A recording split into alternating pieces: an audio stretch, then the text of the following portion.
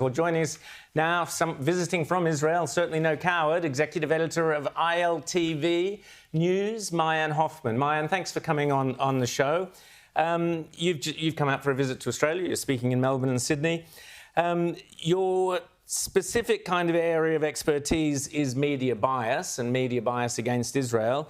This is probably one of the few shows in Australia that isn't biased against Israel. And this network certainly is not biased in any way against Israel. But there are plenty of others that are. Tell us your thoughts visiting Australia. What do you make of the Australian media, first of all, and its attitude towards Israel? Well, I think it's not only Australia, but certainly Australia has been a challenge for Israel. One of the talks that I gave yesterday in Melbourne was on this subject and the reality that we're facing, which is disinformation and misinformation being spread not only on social networks, but by mainstream media. Reporters who end up in the fields, even in Israel, helicoptered in with the headline already in mind, and they just try to find the facts to fill it in rather than actually reporting what's happening on the ground. James. I want to also talk not just about what's happening in Australia, but other countries as well. I'd love to get your thoughts on the rise of this Zohran Mamdani character out of New York City here, my hometown. So, Rita was just speaking about her home country. I'm speaking about mine here, where they've just elected this mayor whose attitudes towards Israel seem a bit problematic, including a lot of inability to really come out and condemn Hamas. Are you concerned that in democracies in general, not just in Australia, but more broadly, that this sort of hard left position seems to be hardening with young people on the left? I'm extremely concerned. I'm actually also extremely concerned about Mamdani's win in general. Well, I don't imagine he's going to be able to carry through with a number of the policies that he recommended and ran on.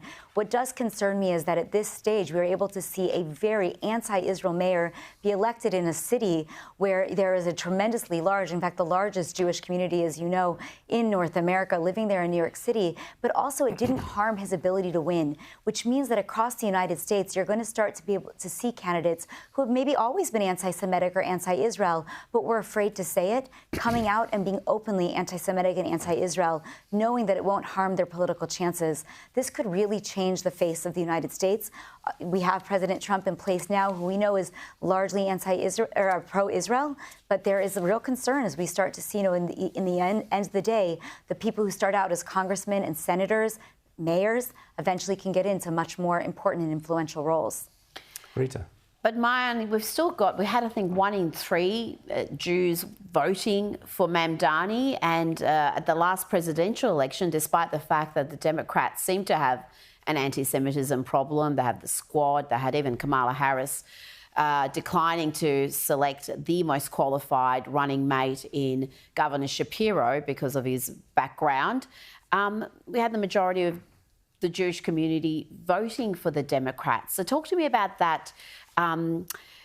That shift perhaps that is happening, or that realisation that the Democrats have an issue with anti-Semitism, anti-Israeli sentiment, and how the electorate is digesting that information.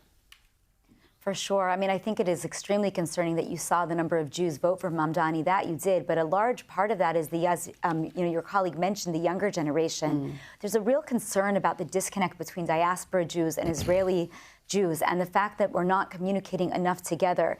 Israel also, you have to remember, for most Jews living in America, is not their #1 issue. And so some of the more socialist policies, the more liberal mentality, still is very influential among the Jewish community in the United States.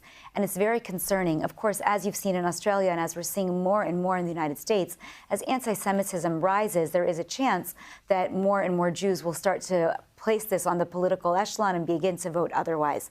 While you mentioned, the presidential election, it is true that still the majority of Jews voted Democrat. There were fewer Jews that voted Democrat than in the past, and there were more Jews that voted Republican or voted for Donald Trump. So we did start to see a bit of a shift in the presidential election, not nearly as much as was expected. But as an American myself, even though I've lived in Israel for a number of years, 16 of the last 25, at the same time, I would say that when you're living in the United States, your #1 issue is, again, not Israel. And so Jews vote for where their heart is. And Jews tend to be more open-minded and more liberal. But again, if you live under anti-Semitism and you start to see more violent attacks, it's likely that will start to shift more and more. But it's a slow shift. Now, just on the media bias, the BBC has been found to have institutional bias when it comes to this issue. What's your verdict on our public broadcaster, the ABC, and also SBS, which is also taxpayer funded?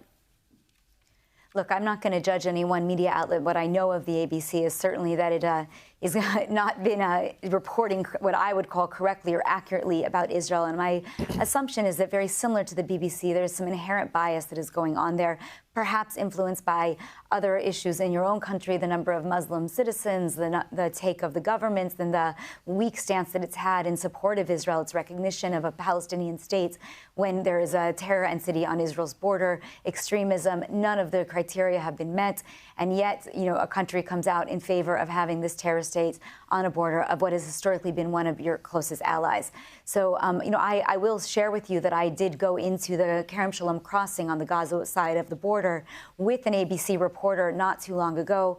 We went to go see the vast amount, the tons of aid that was being brought into Gaza and not being able to be distributed because of issues with the United Nations distribution. This was in the time when there was such a lot of looting by Hamas. My report and his report were very, very different. And when I stood there on the Gaza side and heard the report, I was honestly quite surprised. Maybe I shouldn't say surprised because I expected as such. But, the twisting and turning of the narrative to assume that with all this aid being let in to get to the people of Gaza by Israel through the crossing, and yet somehow it was Israel's fault that the aid was not arriving to the people. Well, Maayan, I think that's a very diplomatic way of answering Rita's question, but you answered it absolutely spot on. I don't think any of us would have been surprised that the ABC's reporting was very different to yours or indeed reality. Maayan Hoffman, thanks so much for coming on Outsiders. Great to chat to you.